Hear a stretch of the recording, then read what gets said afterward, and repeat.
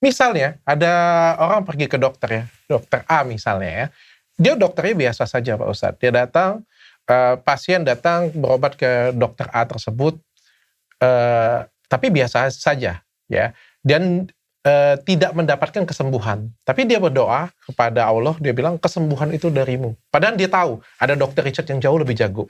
Ada dokter Richard yang jauh lebih pintar. Kan orang kan datang kan cari kan, yang mana nih dokter yang paling jago nih? Dokter Richard katanya kan.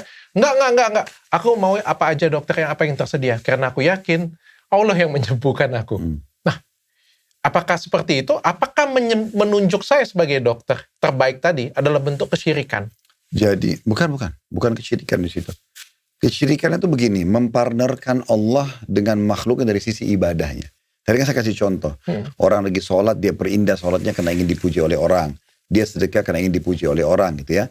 Kalau seseorang memilih dokter, kemudian dia mengatakan kayak tadi contohnya, udah deh dokter A sebenarnya lebih pintar, spesialisnya memang itu, misalnya kena penyakit kulit, ini spesialis kulit. Udah saya dokter umum aja deh. Gitu kan lebih sederhana. Udah dokter umum aja, yang penting nanti saya berdoa sama Allah supaya saya bisa sembuh. Apakah itu kesyirikan? Jawabannya bukan kesyirikan. Kan dia cuma sedang memilih yang spesialis atau yang umum kan gitu. Itu pilihan dia. Sebenarnya yang membuat ada dokter spesialis dan umum juga itu Allah. Dokter spesialis berarti dia lebih menekuni bidangnya kan gitu. Harusnya dia menyempurnakan doa dia kepada Allah dengan memilih dokter spesialis.